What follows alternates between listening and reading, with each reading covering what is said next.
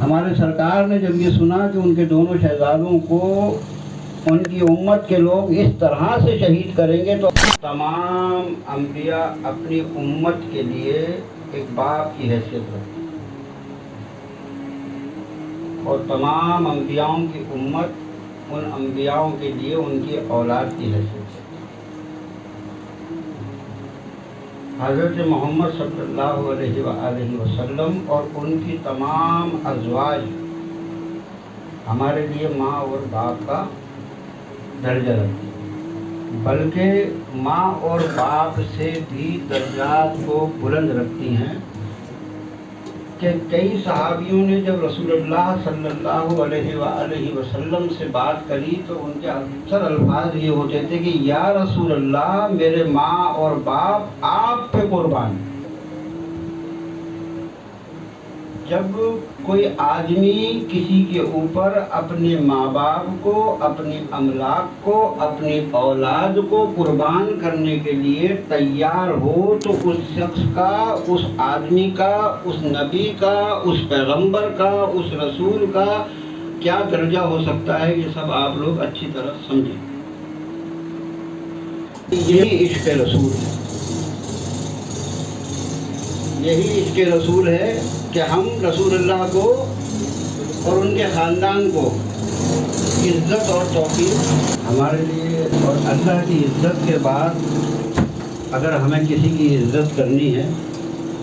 تو رسول اللہ صلی اللہ علیہ وآلہ وسلم کی اور ان کے اہل بیت کی کرنی۔ تمام صحابی یہ سب غلطیاں تو کر سکتے ہیں، تمام صحابی غلطی کر سکتے ہیں، ان سے غلطیاں ہو سکتی ہیں،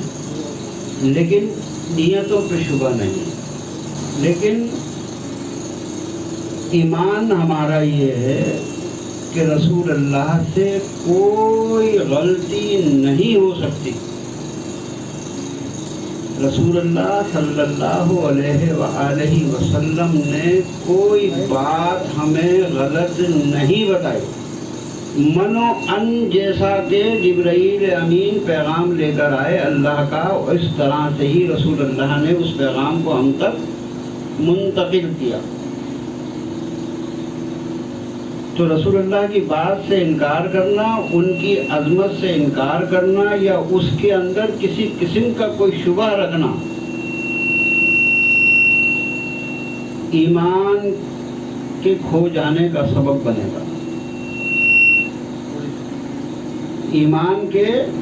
کھو جانے کا اور ایمان کے چلے جانے کا سبب بنے گا۔ طرف سے پہنچانے کے لیے آپ کے پاس دو پیغام ہیں، ایک پیغام خوشی کا ہے اور ایک پیغام میرے پاس غم کا ہے۔ سرکار دو عالم صلی اللہ علیہ وآلہ وسلم نے جبرائیل امین سے بولا کہ آپ اللہ کا پیغام ہے تو مجھ تک دیں، تو آپ نے جبرائیل امین نے فرمایا کہ یا رسول اللہ آپ کے دونوں شہزادوں میں سے دونوں شہزادوں کو شہید کیا جائے گا، ایک کو زہر دے کے مارا جائے گا اور ایک کو کربلا کے میدان میں تہ تیغ کیا جائے گا۔ تہ تیغ کا مطلب ہے تلوار سے گردن اتاری جائے گی۔ آپ نے جب یہ سنا تو بے اختیار رسول اللہ کی آنکھوں سے آنسو بہنے لگے۔ 6 برس کے امام حسن اور 5 برس کے امام حسین، اور کسی کے بچوں کو ان کے جیتے جاگتے اور صحیح سلامت کھیلتے کودتے بچوں کی اگر موت کی خبر سنائی جائے تو کون سا ایسا شقی القلب باپ ہوگا یا کون سا ایسا شقی القلب انسان ہوگا جس کی آنکھوں سے آنسو نہ بہیں گے۔ ہمارے سرکار نے جب یہ سنا کہ ان کے دونوں شہزادوں کو ان کی امت کے لوگ اس طرح سے شہید کریں گے تو آپ کی آنکھوں سے بے اختیار آنسو بہنے لگے۔ ہمارے سرکار نے جب یہ سنا کہ ان کے دونوں شہزادوں کو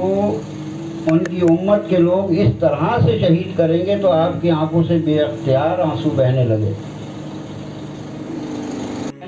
تو سرکار دو عالم کو حضرت جبرائیل امین نے بولا کہ اب میرے پاس جو اچھی خبر ہے وہ یہ ہے کہ یہ دونوں شہزادے جنت میں تمام نوجوانوں کے سردار ہوں گے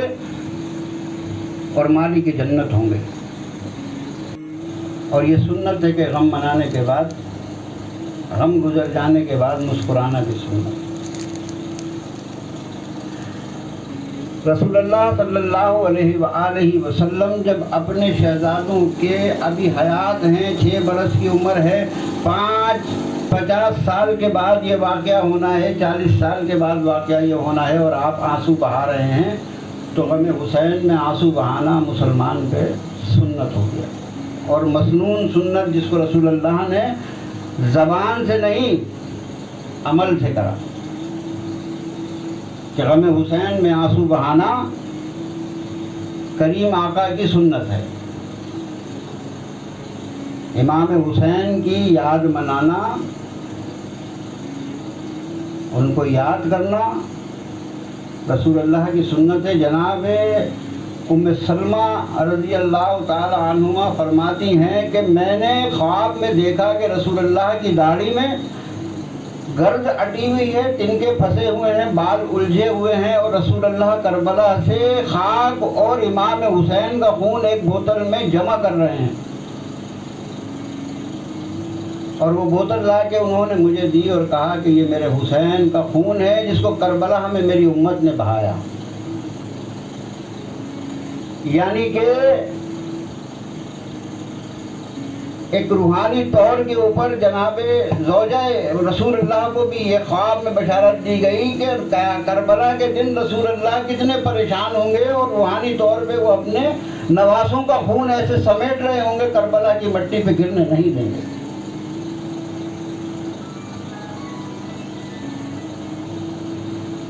ہمیں کہا جاتا ہے کہ خوشی مناؤ۔ اگر ہمیں خوشیاں ہی منانی ہیں تو پھر جن لوگوں کو ہم لوگ کہتے ہیں کہ یار یہ جا رہا تھا، اس کو فلانے نے گولی مار دی، شہید ہو گیا، تو اس کے گھر میں تو بینڈ باجے بجنے چاہیے، کیوں نہیں بجتے؟ کیوں مائیں بین کر رہی ہوتی ہیں، باپ رو رہا ہوتا ہے، بیٹا جس کے گھر کا جاتا ہے بھائی اس کو پتہ لگتا ہے، جس کا اپنا گزرتا ہے اس کو پتہ لگتا ہے۔